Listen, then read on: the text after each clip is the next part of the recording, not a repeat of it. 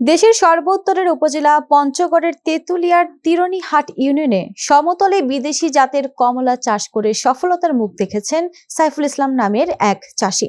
50 শতক জমিতে চাষ করেছেন কমলা। তার বাগানে এরই মধ্যে সফলতার মুখ দেখেছে 4 জাতের কমলা। বিস্তারিত রবিউল ইসলামের প্রতিবেদনে। গাছে ঝুলছে সবুজ রঙের কমলা, এগুলো বিদেশি জাতের।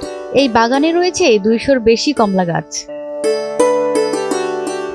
দেশের সর্ব উত্তরের উপজেলা পঞ্চগড়ের তেঁতুলিয়ার তিরণীহাট ইউনিয়নে সমতলে বিদেশি জাতের কমলা চাষ করে সফলতার মুখ দেখেছেন সাইফুল ইসলাম নামের এক চাষি। আমাদের পরীক্ষিত বর্তমানে 4টা জাতে ফল আসতেছে, আরো 8-10টা গাছ আমরা ট্রায়ালে আছে আমাদের, আর রোপণ করছি।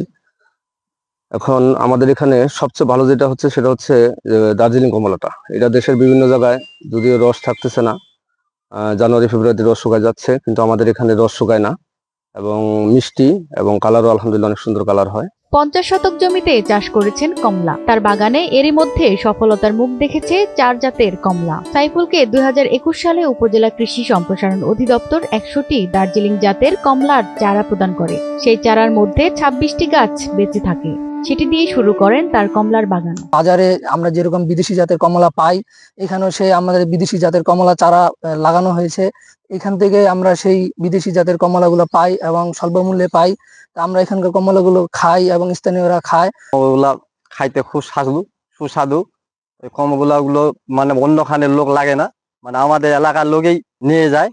পরে আরো বেশ কিছু জাতের কমলার চারা রোপণ করেন সাইফুল। জানান এই অঞ্চলে তিনি আরো 8 জাতের কমলার চারা সম্ভাবনা যাচাইয়ের জন্য লাগিয়েছেন। আমরা আরো নতুন নতুন অনেকগুলো জাত নিয়ে কাজ করতেছি। আশা করি যেগুলো পরীক্ষিত আমাদের তেঁতুলিয়া পঞ্চগড়ের মাটিতে হবে, এগুলো নিয়ে আমরা আরো বাগান বাড়াবো ইনশাল্লাহ। আশানুরূপ আমাদের তেঁতুলিয়া পঞ্চগড়ে কমলা মালটার বিপুল সম্ভাবনা আছে বাণিজ্যিক বাগানের, এবং অন্য ফল থেকে এটাতে আমাদের খরচ কম এবং লাভ অনেক বেশি। ভালো জাত সিলেক্ট করা হয় এবং যদি সুন্দর পরিচর্যা করা হয়, যেহেতু তেঁতুলিয়ার মাটি একটু অ্যাসিডিক, এখানে আমরা বলি যে এখানে একটু চুন ব্যবহার করার জন্য কৃষকদেরকে জমিতে। সেই ক্ষেত্রে কমলা, যে দার্জিলিং কমলা তেঁতুলিয়ায় মোটামুটি সাফল্যের মুখ দেখছে। এখানে সাইফুল প্রযুক্তি নার্সারি আছেন, উনি আমাদেরকে জানিয়েছেন উনি 21 সালে কৃষি অফিসের মাধ্যমে কিছু চারা পেয়েছিলেন দার্জিলিং কমলা। এর সাথে সে আরো কিছু নতুন নতুন জাত নিয়ে কাজ করছেন। আমার মনে হয় যে এই জাতগুলোকে যদি সে সুন্দরভাবে মাতৃ বাগান তৈরি করেছে, এই বাগানগুলো থেকে সে যদি আরো মাতৃ গাছ থেকে যদি সে সায়নের মাধ্যমে বা চারা করে যদি বিক্রি করতে পারে, এমনকি এগুলো যদি ভালো ফলাফল দেয়, যে মিষ্টতা এবং রস এগুলো যদি ঠিক মতো থাকে এই ফলগুলোতে, তাহলে আমার মনে হয় যে তেঁতুলিয়া উপজেলায় কমলা একটা সম্ভাবনার ফসল হয়ে দাঁড়াবে। ধন্যবাদ।